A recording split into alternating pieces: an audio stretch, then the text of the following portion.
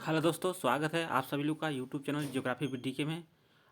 हम लोग बिहार पीजीटी का प्रैक्टिस सेट भूगोल विषय का चला रहे हैं निरंतर। अगर आप लोग चैनल पर नए हैं तो चैनल को सब्सक्राइब कर लें, ठीक है। बेल आइकन को प्रेस कर दें। आप लोग कमेंट जरूर करें कोई भी क्वेश्चन में अगर प्रॉब्लम हो तो, ठीक। तो बिहार पीजीटी का प्रैक्टिस सेट आज 9 है। अगर आप चैनल पर नए हैं सब्सक्राइब जरूर कर लें, ठीक। तो कुछ जो स्टूडेंट हैं वो पीडीएफ की मांग कर रहे हैं, ठीक है। तो पीडीएफ लेने के लिए अगर आप लोग पीडीएफ लेना चाहते हैं तो मेरे व्हाट्सअप नंबर पे आप मैसेज करेंगे। नंबर है 7054351253, ठीक है। इस नंबर पे आप व्हाट्सअप मैसेज करेंगे तो हम उस पर आपका रिप्लाई करेंगे, ठीक है। नंबर एक बार और चेक कर लीजिए, 7054351253, ठीक है। हम नंबर लिख देते हैं 7054351253, ठीक है।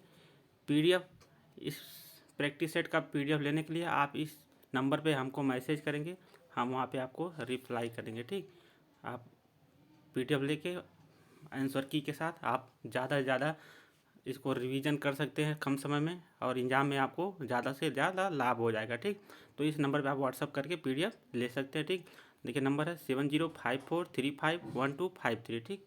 जियोग्राफी विद डीके वहाँ पे लिखा रहेगा, ठीक।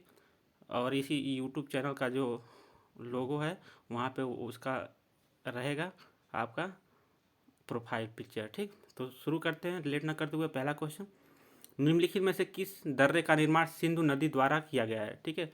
तो ए है नाथुला दर्रा, बी है बारालाचा दर्रा, सी है बनिहाल दर्रा, डी है उपरोक्त में से एक से अधिक, ई है उपरोक्त में से कोई नहीं, ठीक। तो जो बिहार पीजीटी का प्रैक्टिस से चला रहे हैं, या 5 ऑप्शन जो 5 विकल्प आयोग देता है उसी हिसाब से हम प्रैक्टिस से तैयार कर रहे हैं। थोड़ा मेहनत लग रहा है टाइपिंग करने में, ठीक, और पढ़ के बनाने में, इसलिए 3 से 4-5 घंटा डेली लग जा रहा है, ठीक। तो इस देखिए इसका है नाथुला, बारालाचा, बनिहाल, और इसका राइट आंसर हो जाएगा बनिहाल दर्रा, ठीक है। बनिहाल दर्रे का निर्माण सिंधु नदी द्वारा किया गया है, ठीक। अब आगे देखिए दूसरा क्वेश्चन, गंगा, ब्रह्मपुत्र और मेघना नदियों के संगम से बना भारत का सबसे बड़ा डेल्टा कहलाता है। गंगा, ब्रह्मपुत्र, मेघना नदियों के संगम से बना भारत का सबसे बड़ा डेल्टा क्या कहलाता है? ए है सुंदरबन, बी है गोदावरी, सी है महानदी, और डी है उपयुक्त में से एक से अधिक, ई है उपयुक्त में से कोई नहीं। तो इसका राइट आंसर है सुंदरबन का डेल्टा, ठीक है। यह गंगा, ब्रह्मपुत्र और मेघना नदियों से बना हुआ दुनिया का सबसे बड़ा डेल्टा है, ठीक है। चापाकार डेल्टा है। क्वेश्चन नंबर 3 देखते हैं, बरौनी तेल रिफाइनरी किस देश के सहयोग से स्थापित की गई थी? जो बरौनी तेल रिफाइनरी है वह किस देश के सहयोग से स्थापित की गई थी? ए है सोवियत संघ, बी है संयुक्त राज्य अमेरिका, सी है यूनाइटेड किंगडम और बेल्जियम, डी है उपयुक्त में से एक से अधिक, ई है उपयुक्त में से कोई नहीं। तो जो बरौनी तेल रिफाइनरी है यह सोवियत संघ यानी रूस के सहयोग से स्थापित की गई थी। क्वेश्चन नंबर 4 देखते हैं, निम्नलिखित में से किसे काला सोना कहा जाता है? ठीक है, काला सोना कहा जाता है। ए है कोयला, बी है पेट्रोलियम, सी है जल विद्युत, और डी है उपयुक्त में से एक से अधिक, ई है उपयुक्त में से कोई नहीं। तो काला सोना पेट्रोलियम को कहा जाता है, पेट्रोलियम को कहा जाता है काला सोना, ठीक। क्वेश्चन नंबर 5 देखते हैं, 2011 की जनगणना के अनुसार भारत में निम्न में से सबसे कम आबादी वाला राज्य कौन सा है? भारत, पूरे भारत में सबसे कम आबादी वाला राज्य कौन है? ए है मिजोरम, बी है सिक्किम, सी है त्रिपुरा, डी है उपयुक्त में से एक से अधिक, ई है उपयुक्त में से कोई नहीं। तो सिक्किम राज्य सबसे कम आबादी वाला भारत का राज्य, लगभग 6 लाख से ऊपर जनसंख्या यहाँ पे है। क्वेश्चन नंबर 6, सैंडल पिक चोटी, सैंडल पिक चोटी, ठीक है, यहाँ पे खाली स्थान जो है वहाँ पे भरना है, में स्थित अंडमान और निकोबार द्वीप समूह की सबसे ऊंची चोटी है। तो अंडमान निकोबार जो द्वीप समूह है वो उसके किस भाग में स्थित है? ठीक है, ए है ग्रेट निकोबार, बी है छोटा अंडमान, सी है उत्तरी अंडमान, डी है उपयुक्त में से एक से डी, ई है उपयुक्त में से कोई नहीं। तो जो सैंडल पिक चोटी है वह उत्तरी अंडमान में स्थित अंडमान और निकोबार द्वीप समूह की सबसे ऊंची चोटी है, ठीक। क्वेश्चन नंबर 7 देखते हैं, हमारे देश में एक स्थान जिसे शीत मरुस्थल कहते हैं, यह क्षेत्र ऊंचा, सूखा और समतल है। यह क्षेत्र कहाँ स्थित है? ए है शिलांग, बी है शिमला, सी है लेह लद्दाख, डी है उपयुक्त में से कोई नहीं। तो यह है उपयुक्त लेह मतलब लद्दाख जिला में, ठीक, सॉरी लद्दाख केंद्र शासित प्रदेश में लेह जिला। और लद्दाख में कितने जिले हैं? 2, लेह जिला और कारगिल जिला, ठीक। क्वेश्चन नंबर 8 देखते हैं, विश्व के अधिकांश सक्रिय ज्वालामुखी निम्नलिखित में से किस क्षेत्र में पाए जाते हैं? ए है मध्य महाद्वीपीय पेटी, बी है मध्य अटलांटिक पेटी, सी है अफ्रीका की भ्रंश घाटी, डी है उपरोक्त में से एक से अधिक, ई है उपरोक्त में से कोई नहीं। तो इसका राइट जो आंसर है उपरोक्त में से कोई नहीं, क्योंकि जो विश्व में अधिकांश ज्वालामुखी पाए जाते हैं वह परिप्रशांत मेखला में पाए जाते हैं। ठीक है, तो परिप्रशांत मेखला यहाँ पे नहीं है, तो ये हो जाएगा उपरोक्त में से कोई नहीं। क्वेश्चन नंबर देखते हैं 9। स्थिर रूप संरचना प्रक्रम तथा अवस्था का प्रतिफल है होता है, कथन किसका है? जो स्थिर रूप संरचना जो स्थिर रूप होता है वह संरचना प्रक्रम और अवस्था का प्रतिफल होता है, यह किसने कहा था? ए वाल्टर पैंक ने कहा था, बी WM डेविस ने कहा था, सी LC किंग ने कहा था, डी उपरोक्त में से एक से अधिक, ये उपरोक्त में से कोई नहीं। तो यह विलियम मॉरिस डेविस ने कहा था। ठीक है, क्वेश्चन नंबर देखते हैं 10। एक मिनट। चंद्र ग्रहण का कारण है, जो चंद्र ग्रहण होता है उसका क्या कारण है? ठीक है, ए है पृथ्वी एवं सूर्य के बीच चंद्रमा का आना, बी है पृथ्वी एवं चंद्रमा के बीच सूर्य का आना, सी है सूर्य एवं चंद्रमा के बीच में पृथ्वी का आना, उपरोक्त में से एक से अधिक, ई है उपरोक्त में से कोई नहीं। तो इसका राइट आंसर है सूर्य एवं चंद्रमा के बीच में पृथ्वी का आना चंद्र ग्रहण का था। मान लिया यह सूर्य है, ठीक है, और यह चंद्रमा है, और इसके बीच में आ गया पृथ्वी, तो क्या हो जाएगा? यह सूर्य मान लेते हैं, ठीक है, यह सूर्य और यह चंद्रमा, ठीक, और यह पृथ्वी। तो सूर्य और चंद्रमा के बीच में क्या आ गई? पृथ्वी आ गई, तो चंद्र ग्रहण हो जाएगा। ठीक, क्वेश्चन नंबर 11। मोह पैमाना से निम्न में से किसका मापन किया जाता है? जो मोह पैमाना होता है उससे किसका मापन किया जाता है? ए है मृदा स्तरों की मोटाई, बी है चट्टानों की कठोरता, सी है मृदा में अम्लीयता की मात्रा, डी है उपरोक्त में से एक से अधिक, ई है उपरोक्त में से कोई नहीं। तो जो मोह पैमाना होता है उससे चट्टानों की कठोरता को मापा जाता है। ठीक है, चट्टानों की कठोरता को मापा जाता है। Question number 12।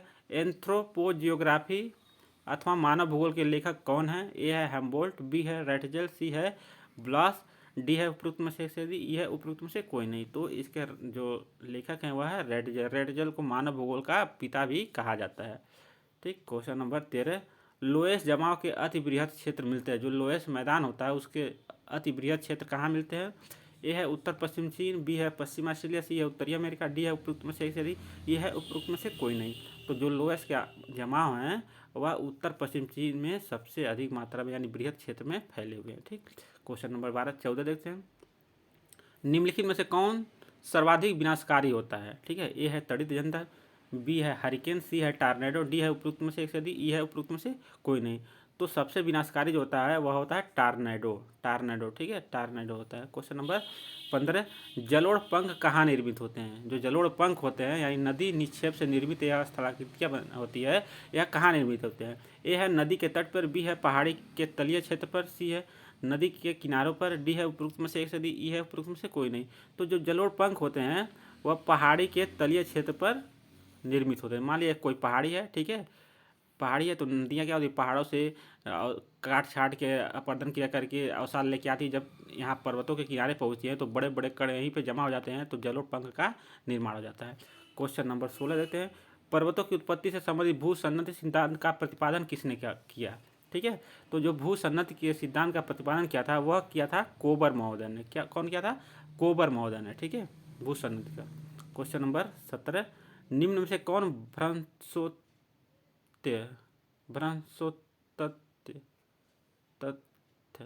पर्वत है? ठीक है, ए है वासुदेव, बी है ब्लैक फॉरेस्ट, सी है सियरा नेवादा, डी है उपरोक्त में से एक से अधिक, ई है उपरोक्त में से कोई नहीं।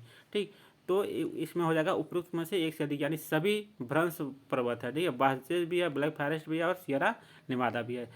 ठीक, सियरा नेवादा जो है वह USA में। ठीक है, अब बाकी ये वासुदेव ब्लैक फॉरेस्ट है दोनों यूरोप में है। ठीक है, यूरोप में है। क्वेश्चन नंबर देखते हैं 18। समुद्र तल पर औसत वायुदाब कितना होता है? जो समुद्र तल होता है उस वहाँ पे औसत वायुदाब कितना होता है? ए है 1003.25 मिलीबार, बी है 1013.25 मिलीबार, सी है 1023.25 मिलीबार, डी है उपरोक्त में से एक से अधिक, ई है उपरोक्त में से कोई नहीं। तो यह होता है 1013.25 मिलीबार होता है। ठीक है, अगर ग्राम में देखा जाए इसको 1034 ग्राम होता है। ठीक, क्वेश्चन नंबर 19। निम्न में से कौन से परिस्थितियाँ डेल्टा के निर्माण के लिए आवश्यक है? ठीक है, कौन सी परिस्थितियाँ डेल्टा के निर्माण के लिए आवश्यक है? ए है नदी में बोझ की अधिक मात्रा, बी है मुहावने का ज्वार भाटे से मुक्त होना, सी है मुहाने के निकट नदी का वेग कम होना, डी है उपरोक्त में से एक से अधिक, ई है उपरोक्त में से कोई नहीं। तो डेल्टा के निर्माण के लिए, ठीक है, ये उपरोक्त में से सभी परिस्थितियाँ आवश्यक है। अगर नदी में कम भार रहेगा तो डेल्टा निर्माण अच्छा नहीं होगा। मुहावने पर ज्वार भाटा तेज होंगे तो डेल्टा क्या हो जाएगा? क्षीण हो जाएगा। मुहावने के निकट अगर नदी वेग ज़्यादा होगा तो क्या होगा? डेल्टा नहीं बन पाएगा, क्योंकि नदियाँ अवसाद जो है समुद्र में अंदर तक ले जाएंगी। ठीक, क्वेश्चन नंबर 20 देखते हैं। चिकन नेक, ठीक है, चिकन नेक के नाम से जाने जाने वाला कौन सा क्षेत्र भारत की मुख्य भूमि को पूर्वोत्तर राज्यों से जोड़ता है? ठीक है, तो ए है दार्जिलिंग, बी है सिलीगुड़ी कॉरिडोर, सी है जलपाईगुड़ी, डी है उपरोक्त में से एक से अधिक, ई है उपरोक्त में से कोई नहीं। तो जो चिकन नेक है वह सिलीगुड़ी कॉरिडोर, ठीक है, द्वारा भारत के मुख्य भूमि को पूर्वोत्तर राज्यों से जोड़ता है। क्वेश्चन नंबर 21, निम्नलिखित में से किस नदी का उद्गम स्थल लगभग एक ही है? किस नदी का उद्गम स्थल एक ही है? ठीक है, लगभग में। ए है नर्मदा ताप्ती, बी है ब्रह्मपुत्र सिंध, सी है गंगा सतलज, डी है उपरोक्त में से एक से अधिक, ई है उपरोक्त में से कोई नहीं। तो जो ब्रह्मपुत्र और सिंधु नदी है इनका उद्गम स्थल लगभग एक ही है। ठीक है, बस झील का नाम अलग है।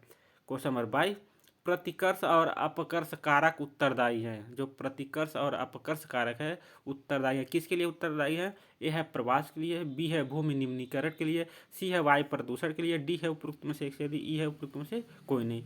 तो जो प्रतिकर्ष और अपकर्ष कारक है यह प्रवास के लिए, ठीक है, मानव के प्रवास के लिए उत्तरदायी। क्वेश्चन नंबर 23, कौन सा लौह और इस्पात संयंत्र जर्मन सहयोग से स्थापित किया गया है? जर्मनी के सहयोग से स्थापित किया गया है।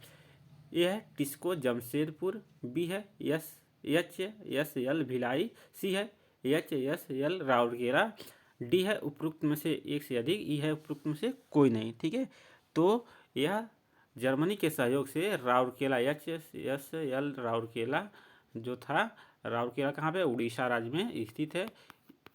इसका निर्माण जर्मनी के सहयोग से हुआ। क्वेश्चन नंबर 24, किस फसल की खेती के लिए जल जमाव की आवश्यकता होती है? ठीक है, ए है चाय, बी है कॉफ़ी, सी है धान, डी है उपरोक्त में से एक से अधिक, ई है उपरोक्त में से कोई नहीं। तो धान की कृषि के लिए जल जमाव आवश्यक है, जबकि चाय और कॉफ़ी के लिए वर्षा तो ज़्यादा चाहिए लेकिन जल जमाव नहीं होना चाहिए। ठीक है, अगर जल जमाव होगा तो क्या होंगे? वो सब सूख जाएंगे। क्वेश्चन नंबर 25, कॉपर, सोना, लौह, कोयले जुड़े हुए हैं। ठीक है, कॉपर मीन्स तांबा भी मान सकते हैं। कॉपर, तांबा, लोहा, कोयला जुड़े हुए हैं। ठीक, तो देखिए कॉपर खेतड़ी, सोना जो है कोलार की खाड़ी घाटी हट्टी कोलार, लोहा केंद्रमुख, कहाँ पे है केंद्रमुख? ये आपका कर्नाटक में है। कोयला झरिया में, झरिया कहाँ है? झारखंड में।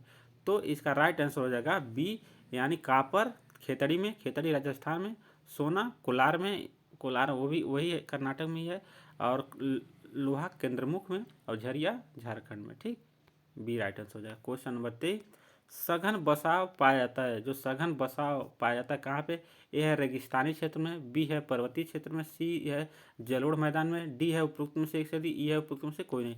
तो इसका राइट आंसर होगा सी, जलोढ़ मैदान में। ठीक, जलोढ़ मैदान में सघन बसाव पाया जाता है, जबकि रेगिस्तान और पर्वत क्षेत्र में प्रकीर्ण बसाव पाया जाता है। प्रकीर्ण, ठीक है, क्योंकि छितरे हुए। क्वेश्चन नंबर 27, निम्नलिखित वनों में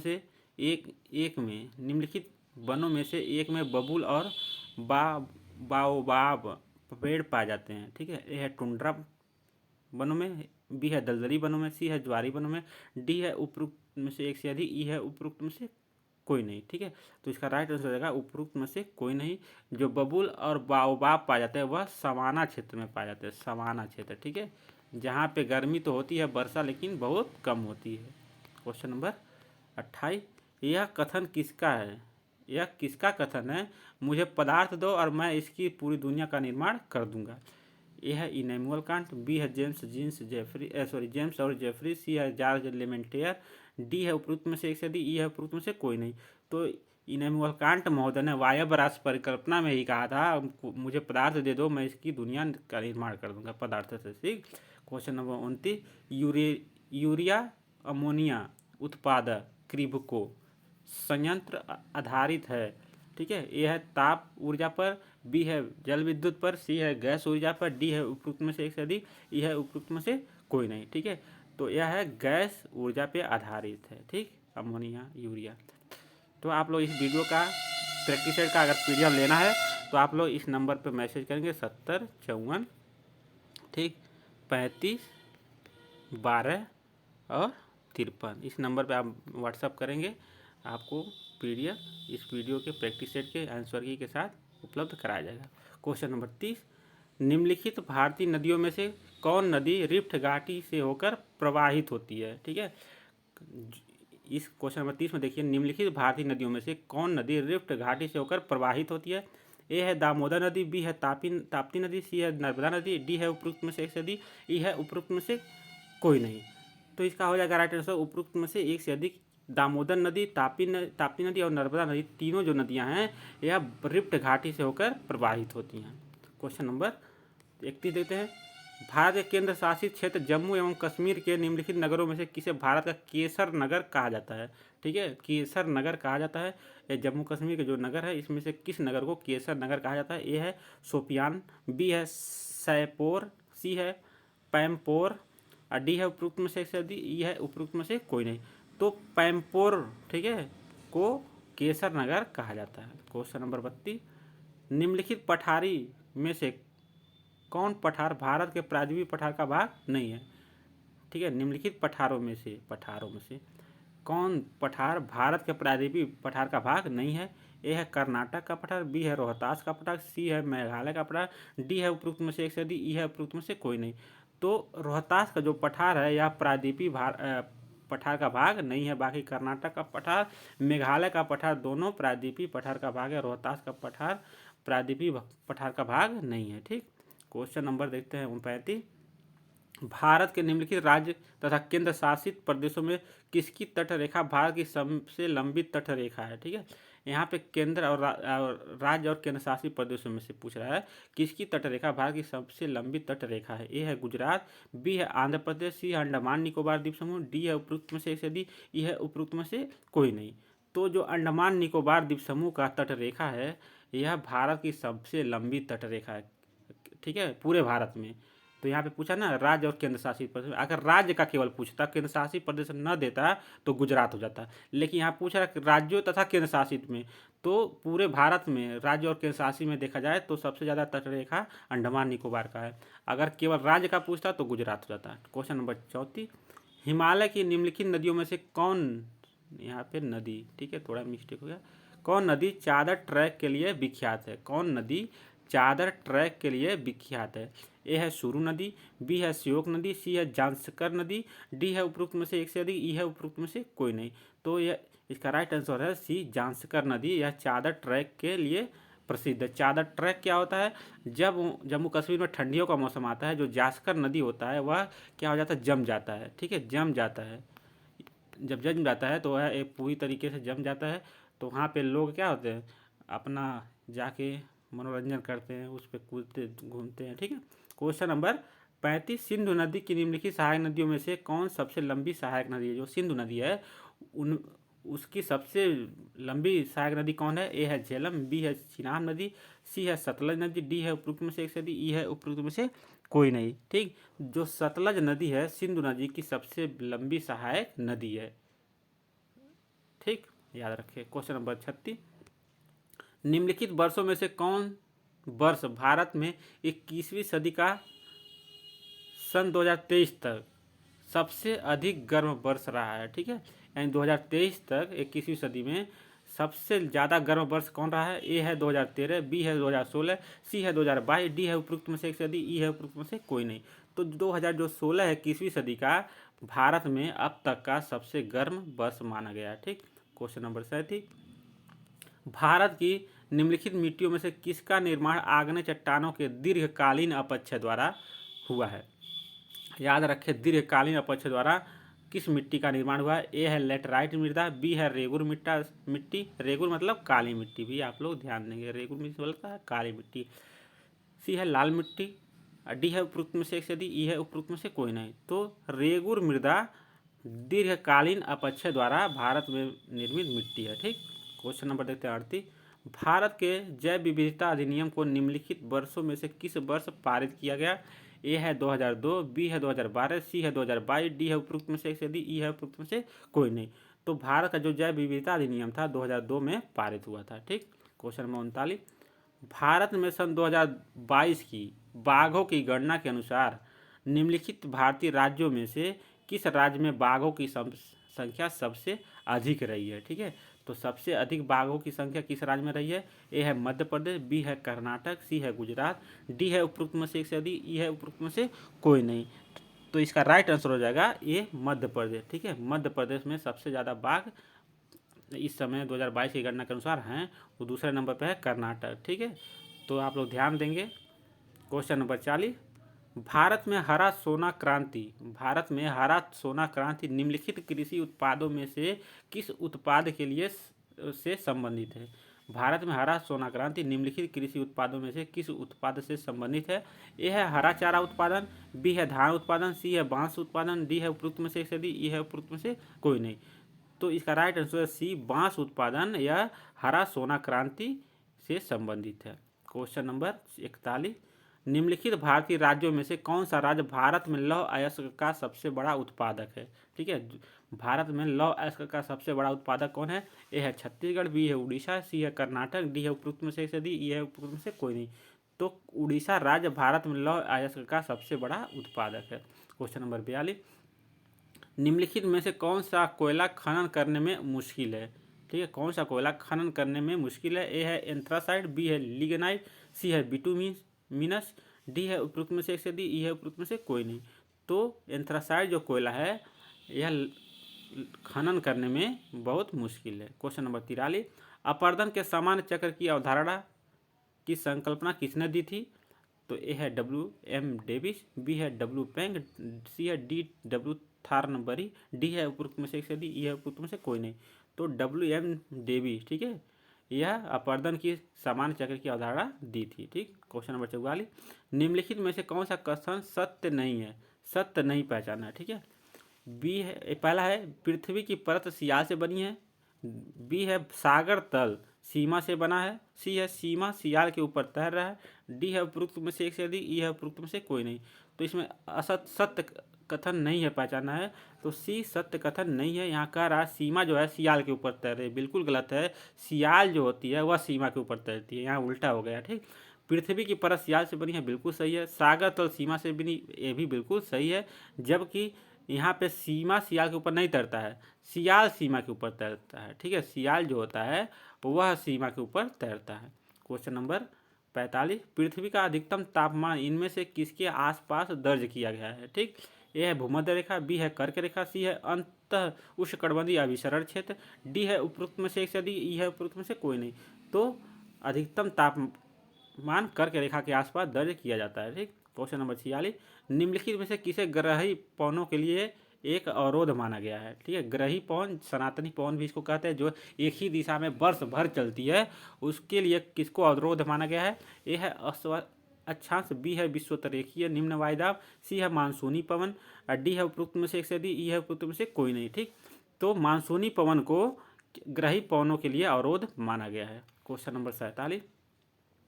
समुद्र में खारेपन का मुख्य कारण है, जो समुद्र में खारापन होता है यानी लवणता जिसको कह सकते हैं, उसका मुख्य कारण क्या है? ए है भूमि, बी है उल्कापिंड, सी है ज्वालामुखी क्रिया, डी है उपरोक्त में से एक से अधिक, ई है उपरोक्त में से कोई नहीं। तो जो मुख्य कारण है वह है भूमि। ठीक है, भूमि नदियाँ जो होती है या वायु होता है, जो भी होता है, ठीक है, यह क्या करता है? भूमि को ही काट के जाके समुद्रों में ले जाता है, इसी से खारापन बढ़ता है। मुख्य वही भूमि ही है। ठीक, क्वेश्चन नंबर 48।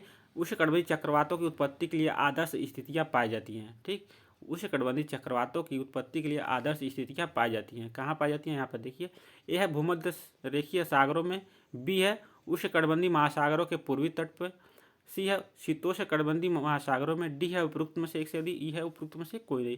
तो इसका राइट आंसर है उपरोक्त में से कोई नहीं, क्योंकि उष्णकटिबंधीय चक्रवात की जो आदर्श स्थिति पाई जाती है उष्णकटिबंधीय महासागरों के पश्चिमी तट पर पाई जाती है। यहाँ पूर्वी तट पे नहीं पाई जाती, पश्चिमी तटों पे पाई जाती है। जबकि भूमध्य रेखीय सागरों में नहीं पाई जाती, क्योंकि वहाँ पे कोरियालिस बल नहीं होता है। शीतोष्णकटिबंधीय महासागरों में पाई ही नहीं जाएगी, क्योंकि वहाँ पे जो जल होता है वो 27 डिग्री के आसपास सागर का जल नहीं हो पाता है। ठीक, तो इसमें कोई भी सही नहीं है। ठीक, क्वेश्चन नंबर 49, निम्नलिखित पारिस्थितिकी तंत्रों में से सबसे ज़्यादा प्राथमिक उत्पादन किसका है? ए है शैवाल तल और प्रवाल भित्ति, बी है महाद्वीपीय मग्न तटों का, सी है खुले महासागरों का, डी है उपयुक्त में से एक से यदि, ई है उपयुक्त में से कोई नहीं। तो इसका राइट आंसर है ए शैवाल तल और प्रवाल भित्ति, सबसे ज़्यादा प्राथमिक उत्पादन यही होता है। ठीक है, अगर यहाँ पे ऑप्शन में रहता उष्णकटिबंधीय वर्षा वन तो वह सही हो जाता। उष्णकटिबंधीय वर्षा वन नहीं है, इसलिए हो जाएगा शैवाल और प्रवाल भित्ति, क्योंकि यह समुद्री जो पारिस्थितिकी तंत्र की यहाँ पे बात हो रही है। क्वेश्चन नंबर 50, मानव विकास सूचकांक में भारत का कौन सा राज्य सबसे अधिक विकसित है? ए है महाराष्ट्र, बी है केरल, सी है दिल्ली, डी है उपयुक्त में से एक से अधिक, ई है उपयुक्त में से कोई नहीं। तो भारत में केरल राज्य जो है वह सबसे ज़्यादा मानव विकास सूचकांक में विकसित है। क्वेश्चन नंबर 51, निम्नलिखित में से कौन सा आरक्षित जीवमंडल सबसे अधिक ऊंचाई पर स्थित है? ए है शीत मरुस्थल, बी है देबांग, सी है खंडचेंडजोंगा, डी है उपयुक्त में से एक से अधिक, ई है उपयुक्त में से कोई नहीं। जो खंडचेंडजोंगा है यह सबसे ऊंचाई पर स्थित भारत में आरक्षित जीवमंडल है। ठीक है, ये कहाँ पे? सिक्किम में है, सिक्किम में। आप लोग गूगल भी कर लेंगे। ठीक, क्वेश्चन नंबर 52, निम्नलिखित में से कौन सी फसल सबसे अधिक देशों में उगाई जाती है? निम्नलिखित में से कौन सी फसल सबसे अधिक देशों में उगाई जाती है? ए है मक्का, बी है गेहूं, सी है चावल, डी है उपयुक्त में से एक से अधिक, ई है उपयुक्त में से कोई नहीं। तो जो मक्का है वह सबसे अधिक देशों में उगाई जाती है। ठीक, क्वेश्चन नंबर देखते 53, निम्न सतहों में से किसकी अल्बेडो दर यानी सतह की प्रतिबिंबित गुणवत्ता सबसे अधिक है? यानी एल्बिडो सबसे ज़्यादा किसकी है? ए है झील, बी है बर्फ़ की चादर, सी है बादल, डी है उपयुक्त में से एक से अधिक, ई है उपयुक्त में से कोई नहीं। तो बर्फ़ की जो चादर होती है उसकी एल्बिडो दर सबसे ज़्यादा होती है।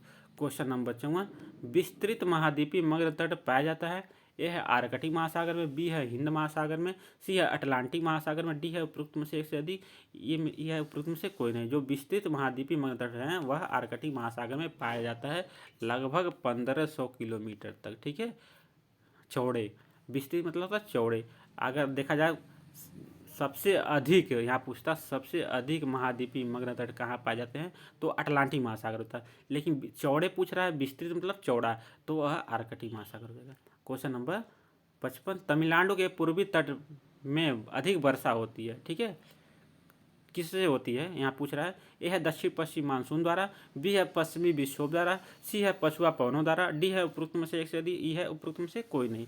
तो इसका राइट आंसर हो जाएगा उपयुक्त में से कोई नहीं, क्योंकि जो तमिलनाडु के पूर्वी तट पे वर्षा होती है वह ठंडी में होती है। ठीक है, ठंडी में वर्षा होती है, यानी इस समय वर्षा वहाँ हो रही होगी तमिलनाडु में। तो उसका कारण है उत्तर पूर्वी मानसून द्वारा। तो ऑप्शन में उत्तर पूर्वी मानसून नहीं है ना, तो इसका राइट आंसर हो जाएगा उपयुक्त में से कोई नहीं। ठीक, ध्यान रखेंगे। क्वेश्चन नंबर 56, गहरी नदी घाटी पाई जाती है? जो गहरी नदी घाटी है कहाँ पाई जाती है? ए है भागीरथी एवं अलकनंदा में, बी है नर्मदा एवं तापी में, सी है यमुना एवं चंबल में, डी है उपयुक्त में से एक से अधिक, ई है उपयुक्त में से कोई नहीं। तो जो गहरी नदी घाटी है वह भागीरथी एवं अलकनंदा में पाई जाती है। क्वेश्चन नंबर 57, निम्नलिखित में से कौन सा कथन सत्य है? सत्य पहचानना है। ए है महाद्वीपीय मग्न तट महाद्वीपों का डूबा हुआ विस्तार है, बी है महाद्वीपीय मग्न तट ग्रेनाइट से निर्मित है, सी है महाद्वीपीय मग्न ढाल महाद्वीपों का एक भाग है, डी है उपयुक्त में से एक से अधिक, ई है उपयुक्त में से कोई नहीं। तो इसका राइट आंसर है उपयुक्त में से एक से अधिक, यानी सभी कथन सत्य हैं। जो महाद्वीपीय मग्न तट होता है वह महाद्वीप का ही भाग होता है जो सागर में डूबा हुआ होता है। अब बी जो है महाद्वीपीय मग्न तट जो होता है ग्रेनाइट से बना होता है, एकदम सही है, क्योंकि महाद्वीप ग्रेनाइट से ही बना होता है। महाद्वीपीय मग्न ढाल वह महाद्वीप का ही भाग होता है, यह भी बिल्कुल सही है। ठीक, क्वेश्चन नंबर देखते हैं 58, निम्नलिखित में से कौन सी फसल अंतर्राष्ट्रीय व्यापार में कुल उत्पादन की दृष्टि से कम है? यानी अंतर्राष्ट्रीय व्यापार में देखा जाए किस फसल की उत्पादन कम है? यह है चावल, यानी उत्पादन की दृष्टि से कम है। उत्पादन तो ज़्यादा होता है लेकिन अंतर्राष्ट्रीय बाजार में वह नहीं पहुंच होता है। ए है चावल, बी है रबर, सी है कॉफ़ी, डी है उपयुक्त में से एक से अधिक, ई है उपयुक्त में से कोई नहीं। तो इसका राइट आंसर जो है चावल, ठीक है। चावल जो है उत्पादन की दृष्टि से अंतर्राष्ट्रीय व्यापार में इसका कुल उत्पादन की दृष्टि से कम है, ठीक।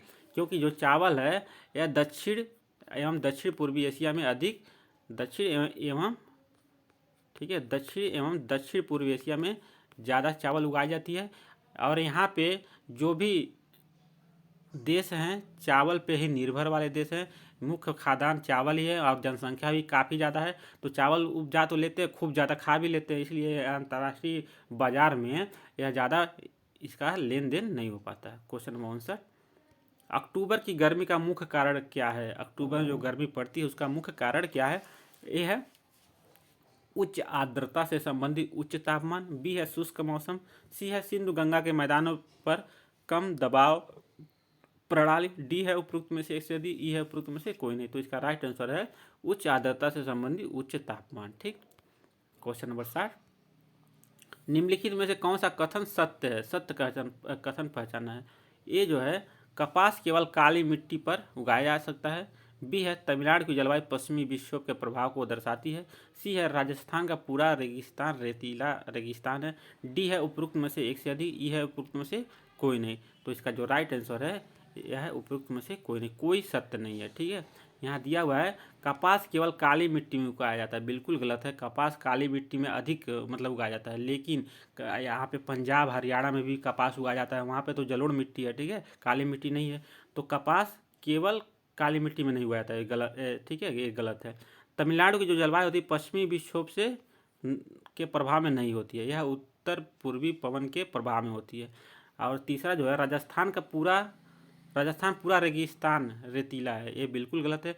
राजस्थान जो है अरावली पर्वत के पूरब वाला हिस्सा, ठीक है, यह रेगिस्तान नहीं है। पश्चिम वाला भाग क्या है? रेगिस्तान है। तो पूरा राजस्थान रेगिस्तान नहीं है। क्वेश्चन नंबर 61, ऑपरेशन फ्लड किससे संबंधित था? जो ऑपरेशन फ्लड था किससे संबंधित था? ए है बाढ़ नियंत्रण, बी है सिंचाई सुविधाओं का प्रावधान, सी है अंतर्देशीय जल मार्गों का विकास, डी है उपरोक्त में से एक से अधिक, ई है उपरोक्त में से कोई नहीं। तो इसका राइट आंसर हो जाएगा उपरोक्त में से कोई नहीं, क्योंकि जो ऑपरेशन फ्लड था वह क्या था? दुग्ध उत्पादन से संबंधित था, दुग्ध उत्पादन। तो ऑप्शन में कहीं दुग्ध उत्पादन नहीं है, ठीक है। और ऑपरेशन फ्लड बीजे कुरियन महोदय ने, ठीक है, इसकी शुरुआत की थी। क्वेश्चन नंबर 62, निम्नलिखित में से कौन रासायनिक अपक्षय प्रक्रिया है? ठीक है, रासायनिक अपक्षय की प्रक्रिया कौन? ए है कार्बोनेशन, बी है विलयन, सी है ऑक्सीकरण, डी है उपरोक्त में से एक से अधिक, ई है उपरोक्त में से कोई नहीं, ठीक।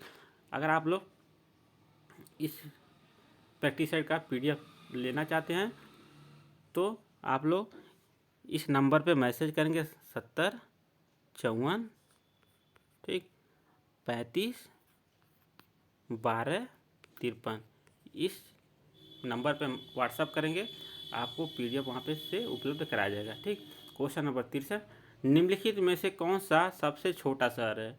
सबसे छोटा शहर पहचानना। ए है मनीला, बी है जकार्ता, सी है कुआलालंपुर, डी है उपरोक्त में से एक से अधिक, ई है उपरोक्त में से कोई नहीं।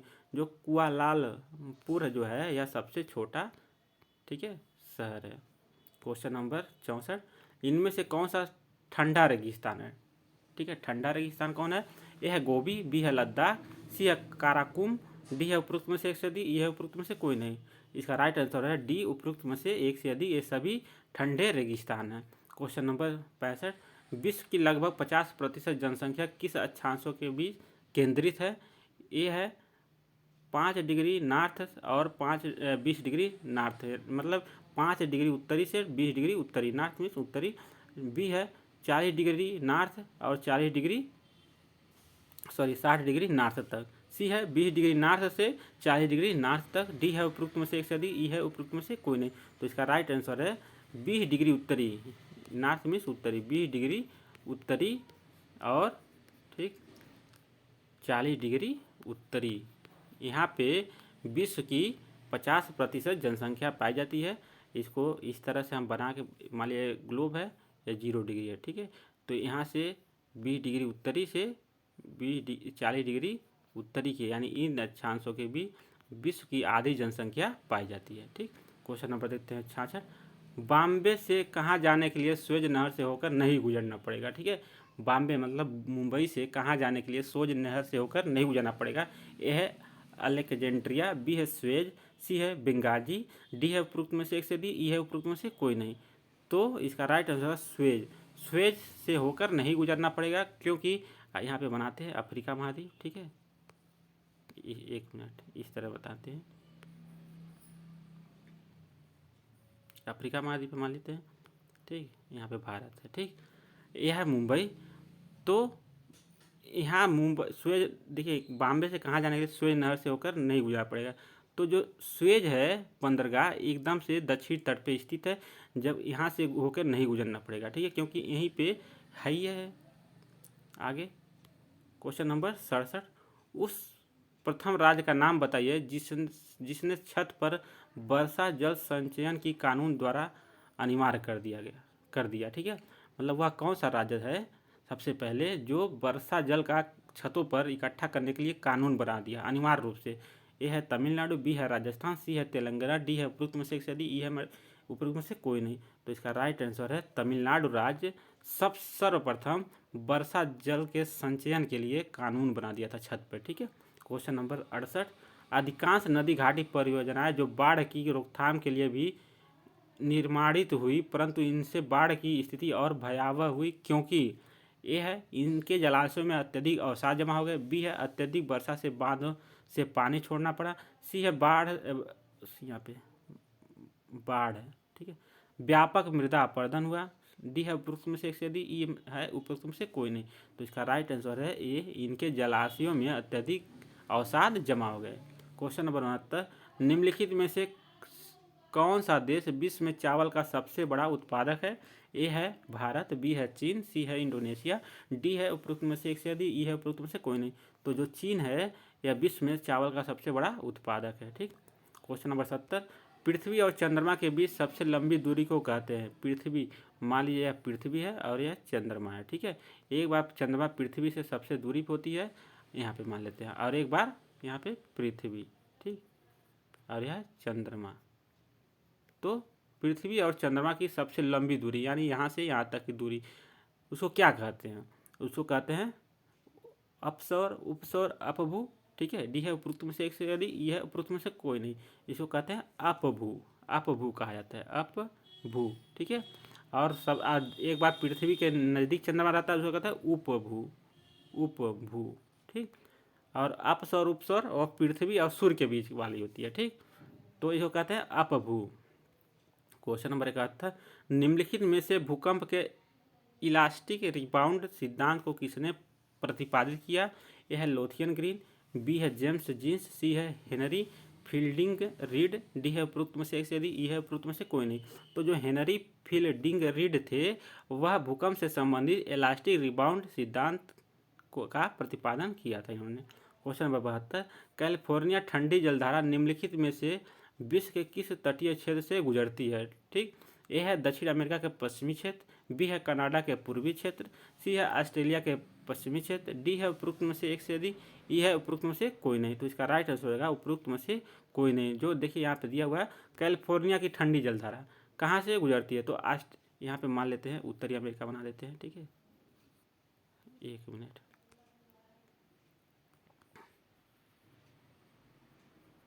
ये उत्तरी अमेरिका, ये दक्षिणी अमेरिका, ठीक।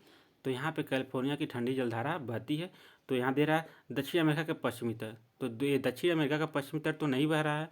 कनाडा के पूर्वी क्षेत्र, कनाडा यहाँ पे कनाडा है, इसके पूर्वी तट पे यहाँ पे भी तो नहीं बह रहा है। दे रहा ऑस्ट्रेलिया का पश्चिमी तट, तो ऑस्ट्रेलिया तो वहाँ पे है, तो वहाँ कहाँ बहेगा?